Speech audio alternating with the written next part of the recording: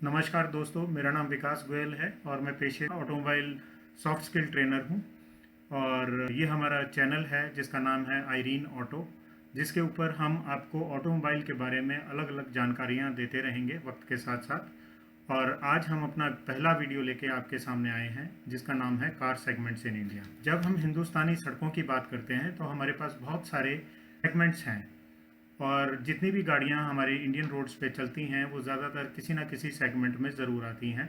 तो सबसे पहले हम जिस सेगमेंट की बात कर रहे हैं वो सेगमेंट का नाम है मिनी हैचबैक्स, यानी कि ए सेगमेंट। ए सेगमेंट की जब हम बात करते हैं तो अपने कम्पैक्ट डायमेंशंस और स्मॉल साइज़ के कारण ये शहरी सड़कों के लिए एक आइडियल गाड़ियां हैं। इजी कंट्रोल हो जाती हैं, चलाना भी आसान है और इनकी जो लंबाई है वो 4 मीटर से कम होती है। मिनी हैचबैक जो है वो एक छोटे इंजन के साथ आते हैं जो दैनिक आवागमन के लिए एक उपयुक्त और पर्याप्त साधन है। आमतौर पर मिनी हैचबैक केवल फ्यूल एफिशिएंसी के कारण और इनके वेरिएंट्स के कारण, यानी कि जैसे पेट्रोल वेरिएंट है, सीएनजी वेरिएंट है, उनके चलते एक इकोनॉमिकल हमारे पास साधन मिलता है जिससे हम अपना रोज़मर्रा की ज़रूरतों को पूरा कर सकते हैं। तो मिनी हैचबैक जो है वो एएमटी ट्रांसमिशन के साथ भी आती हैं और एएमटी जैसे ट्रांसमिशंस के साथ इनको चलाना आसान है। ए सेगमेंट की कारें केवल आवश्यक सुविधाओं के साथ ही आती हैं क्योंकि इनकी कॉस्ट एक इम्पॉर्टेंट फैक्टर है।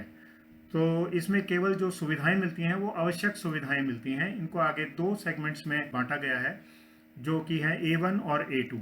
A1 की सेगमेंट की अगर हम बात करते हैं तो A1 सेगमेंट में हमारे पास रेनो क्विड, मारुति ऑल्टो और डैटसन रेडिगो जैसी गाड़ियां आती हैं।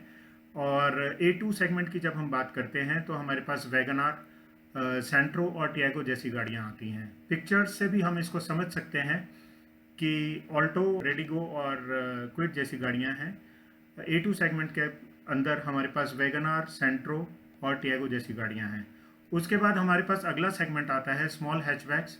स्मॉल हैचबैक्स जो हैं ये भी हैचबैक्स ही हैं, लेकिन मिनी हैचबैक के कंपैरेटिवली ये थोड़ा सा बड़ी होती हैं और रोजमर्रा के जो काम है वो काम करने के साथ साथ लॉन्ग ड्राइव में भी ये हमारे काम आती हैं गाड़ियाँ।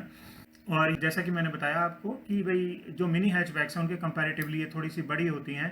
इनकी लंबाई 4 मीटर से कम होती है, लेकिन मिनी हैचबैक के कंपैरेटिवली ये थोड़ी सी बड़ी होती हैं लंबाई में भी और चौड़ाई में भी। तो मेक और मॉडल के आधार पर इस कार सेगमेंट में 1 लीटर और 1.5 लीटर के इंजन कैपेसिटी के साथ हमें ये गाड़ियाँ मिलती हैं। इसमें मैनुअल, ऑटोमेटिक, एएमटी, डीसीटी और सीवीटी जैसे गियर बॉक्स विकल्पों के साथ ये एक सीरीज मिलती है हमें। पेट्रोल और डीजल दोनों वेरिएंट्स में ये गाड़ियाँ उपलब्ध हैं। इन गाड़ियों की एक विशेषता ये भी है कि ये प्रीमियम क्रिएटिविटी कंफर्ट फीचर्स के साथ आती हैं। तो बी सेगमेंट की जब हम बात करते हैं, बी सेगमेंट में को भी आगे दो सेगमेंट्स में बांटा गया है। B1 सेगमेंट है जिसमें कि हुंडई ग्रैंड, i10 नियोस और मारुति स्विफ्ट और टाटा पंच जैसी गाड़ियां आती हैं। B2 सेगमेंट की जब हम बात करते हैं तो हुंडई i20, मारुति बैलिनो और टाटा अल्ट्रोज जैसी गाड़ियां आती हैं। इन गाड़ियों के एग्जाम्पल पिक्चर्स यहाँ पे दी गई हैं। उसके बाद हमारे पास नेक्स्ट सेगमेंट आता है सी सेगमेंट। सी सेगमेंट की जब हम बात करते हैं तो सबसे इम्पॉर्टेंट चीज़ है कि ये सीडान्स का एंट्री लेवल है। इसको हम स्मॉल साइज सीडान्स भी बोलते हैं। तो सीडान सेगमेंट्स में ये फैमिली कार भी है और इसको भी आगे दो भागों में बांटा गया है। इसको C1 सेगमेंट और उसके बाद C2 सेगमेंट है। C1 सेगमेंट की में बेसिकली ये जो हमारी B सेगमेंट है उसका एक्सटेंशन है और इसमें अतिरिक्त सामान रखने के लिए एक बूट होता है। ये आकार में कॉम्पैक्ट होती हैं और शहरों में ड्राइव करने के लिए ये बहुत बढ़िया होती हैं।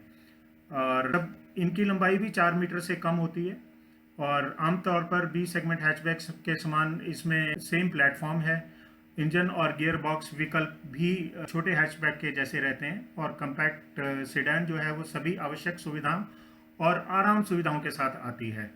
भारत में जो ये सेगमेंट है, इस सेगमेंट के अगर हम बात करें तो इसको भी आगे दो हिस्सों में बांटा गया है, C1 और C2। C1 सेगमेंट में Maruti desire, Honda amaze, Hyundai aura इस तरह की गाड़ियां आती हैं।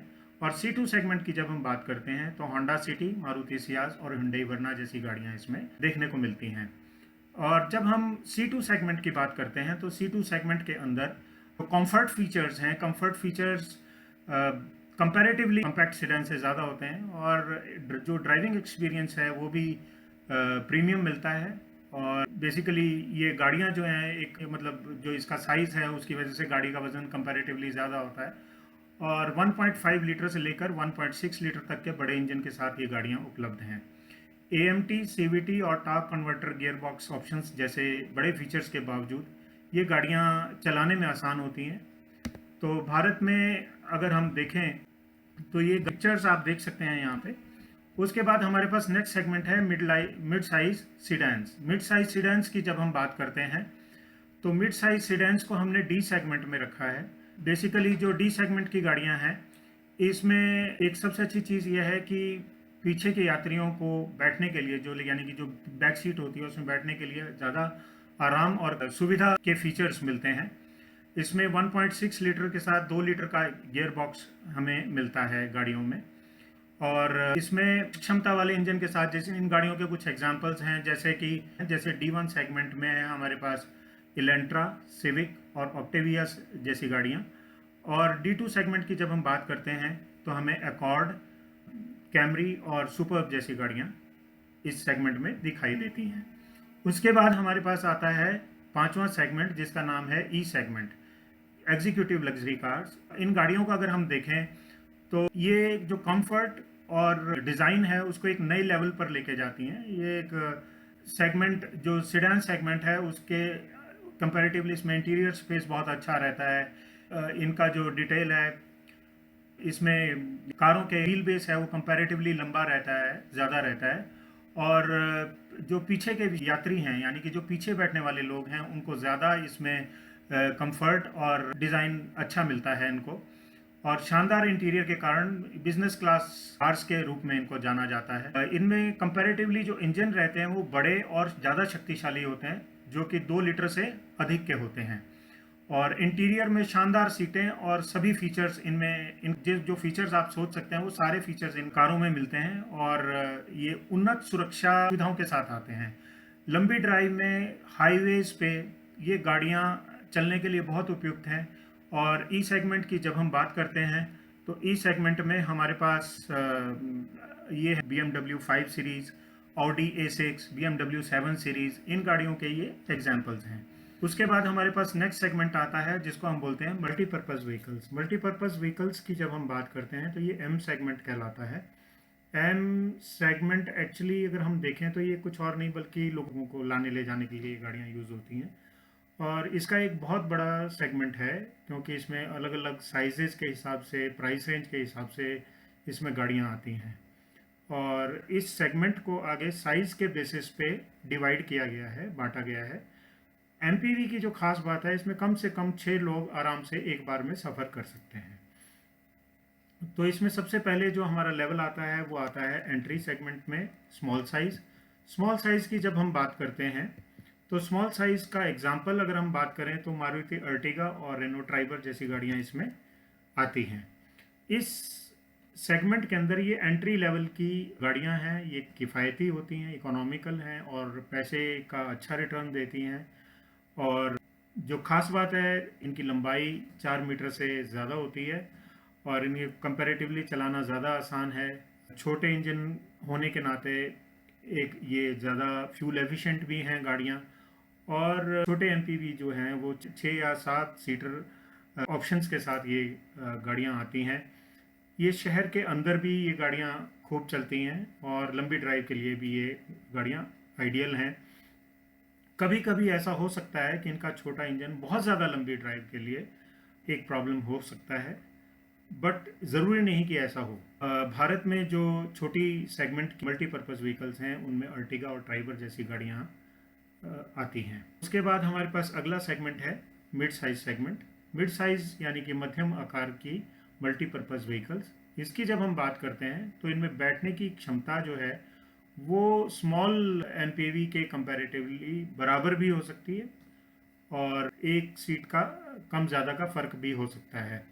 जो मीडियम MPVs हैं ये स्मॉल साइज़ के कंपैरेटिवली थोड़ी बड़ी होती हैं, और इंटीरियर की अगर हम बात करें तो कंपैरेटिवली इंटीरियर की जो क्वालिटी है वो ज़्यादा अच्छी होती है, क्योंकि ये कंपैरेटिवली हाई प्राइस टैग के साथ आती हैं।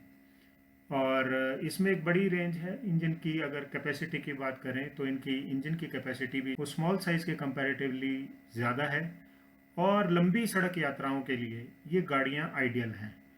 और सुरक्षा और आराम जैसी सुविधाएं इन गाड़ियों में हमें कंपैरेटिवली ज़्यादा मिलती हैं, और जिसमें पीछे के यात्री जो वो मनोरंजन यानी कि एंटरटेनमेंट पॉइंट ऑफ व्यू से सुविधाओं का लाभ ले सकते हैं। यह एक प्रीमियम बाहरी और आंतरिक डिज़ाइन के साथ ये गाड़ियाँ आती हैं। और टोयोटा इनोवा और महिंद्रा एंड महिंद्रा की मेराजो जो गाड़ी है वो इसके उदाहरण हैं। उसके बाद नेक्स्ट जो सेगमेंट आता है large size segments. Large size segments की जब हम बात करते हैं तो ये एक लग्जरी सेगमेंट है, यानी कि विलासिता के सिंबल्स हैं एक्चुअली। और ये कंपैरेटिवली महंगे भी हैं, और इनकी जो विशेषताएं हैं वो ये हैं कि ये बॉडी के जैसे बाहर से देखें तो कंपैरेटिवली ज़्यादा बड़ी नहीं लगती हैं, लेकिन अंदर बैठकर ये और भी ज़्यादा स्पेस इसके अंदर मिलता है। आराम से 8 लोगों को ये गाड़ी अपने अंदर बिठा सकती है, और अच्छे हेडरूम के साथ, लेग रूम के साथ, शोल्डर रूम के साथ ये गाड़ियाँ अवेलेबल हैं।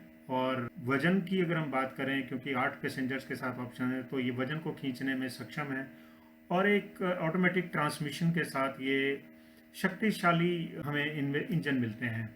बेसिकली इसमें पर्सनल एंटरटेनमेंट के लिए मिनी फ्रिज, मसाज सीट जैसे ऑप्शंस भी इसमें अवेलेबल रहते हैं, और जो इनकी सेफ्टी फीचर्स हैं वो भी काफ़ी एडवांस्ड रहते हैं इसके अंदर। और एग्जांपल्स की अगर हम बात करें तो टोयोटा वेलफायर और किया कार्निवल जैसी गाड़ियां इस सेगमेंट में आती हैं। उसके बाद हमारे पास आता है स्पोर्ट्स यूटिलिटी व्हीकल, जो कि जे सेगमेंट में काउंट होती हैं। स्पोर्ट्स यूटिलिटी व्हीकल की जब हम बात करते हैं, या एसयूवी जब हम बोलते हैं, तो इसमें भी 3 सेगमेंट हैं: कम्पैक्ट साइज़, मिडिल साइज़ और लार्ज साइज़। कम्पैक्ट साइज़ की जब हम बात करते हैं, बेसिकली आज ये सेगमेंट बहुत ही पॉपुलर है, और अलग अलग प्राइस रेंज की गाड़ियां हमारे को इसमें मिलती हैं। तो जो सबसे पहला हमारे पास आता है वो आता है कॉम्पैक्ट एसयूवी। कॉम्पैक्ट एसयूवी की जब हम बात करते हैं तो ये काफ़ी, एक तो कॉम्पैक्ट होती हैं और किफ़ायती भी होती हैं। किफ़ायती का मतलब हमें फ्यूल एफिशिएंट मिलती हैं इसमें, और शहरी सड़कों के लिए ये आइडियल हैं। और इसमें जो गाड़ियों का की जो लंबाई है वो 4 मीटर से कम होती है, और छोटे और ईंधन कुशल इंजनों के साथ, यानी कि फ्यूल एफिशिएंट इंजन्स के साथ ये उपलब्ध है। आप मैनुअल और ऑटोमेटिक गियर बॉक्स के विकल्प के साथ पेट्रोल और डीजल वेरिएंट में ये गाड़ी चुन सकते हैं। और इंटीरियर इनका थोड़ा स्पेशियस रहता है, और सभी आवश्यक सुरक्षा सुविधाओं के साथ ये गाड़ियाँ हमें मिलती हैं। भारत की जो सब एसयूवी कॉम्पैक्ट कार्स हैं उसमें हमारे पास जो इसके एग्जांपल्स हैं वो किया सेल्टॉस और हुंडई क्रेटा जैसी गाड़ियाँ मिलती हैं। उसके बाद हमारे पास मिड साइज़ एसयूवी है। मिड साइज़ एसयूवी की जब हम बात करते हैं तो मिड साइज़ एसयूवी में हमारे पास इसमें हमें एग्जांपल मिलते हैं हेक्टर और हेक्स्टर जैसी गाड़ियों के। ये कंपैरेटिवली जो है ये गाड़ियाँ स्मॉल साइज़ या कॉम्पैक्ट साइज़ एसयूवीज़ हैं, उनके कंपैरेटिवली ये बड़ी होती हैं, और इसमें स्पेस हमें बढ़िया मिलता है। शोल्डर रूम अच्छा मिलेगा, हेड रूम आपको अच्छा मिलेगा, लेग रूम भी कंपैरेटिवली इसमें ज़्यादा मिलेगा। और हाईवेज पे चलने के लिए या लॉन्ग डिस्टेंसेस कवर करने के लिए ये गाड़ियाँ जो हैं वो उपयुक्त हैं। आसानी से 5 से 8 लोग इसमें आराम से बैठ सकते हैं। मध्यम आकार में इसमें जो इंजन मिलता है वो कंपैरेटिवली हाई कैपेसिटी का होता है, जिसमें पेट्रोल या डीजल इंजन हमें मिलता है, जो मैनुअल या ऑटोमेटिक ट्रांसमिशन के साथ आते हैं। और ये बेसिकली कई आरामदायक सुविधाओं के साथ ये गाड़ियाँ उपलब्ध हैं, और नवीनतम यानी कि बिल्कुल मॉडर्न टेक्निक और हाई जो एडवांस सेफ्टी फीचर्स हैं उनके साथ ये गाड़ियाँ आती हैं। और इसमें कई गाड़ियों में हमें 4x4 ड्राइव ट्रेन भी मिलता है। तो कुछ एग्जांपल्स हैं जैसे कि हैरियर और हेक्टर जैसी गाड़ियाँ इसमें आती हैं। नेक्स्ट हमारे पास आता है लार्ज साइज़। लार्ज साइज़ की जब हम बात करते हैं एसयूवी की, तो इसमें कंपैरेटिवली मिड साइज़ के और स्मॉल साइज़ के कंपैरेटिवली ज़्यादा एक्सपेंसिव होती हैं। ज़्यादा इनका साइज़ होता है, बड़ा साइज़ रहता है और 5 मीटर के करीब लगभग इनकी लंबाई होती है। विशाल शरीर अनुपात वाली बड़ी एसयूवी बेसिकली ये 100 से ऊपर की स्पीड आराम से ले लेती हैं। इनको आपको एहसास नहीं होगा कि ये गाड़ी इतनी हाई स्पीड पे चल रही है और आप आराम से उस स्पीड पे इन गाड़ियों को लेके हाईवे पे चल सकते हैं। पेट्रोल और डीजल वेरिएंट में ये गाड़ियाँ आती हैं, पावरफुल इंजन के साथ मिलती हैं।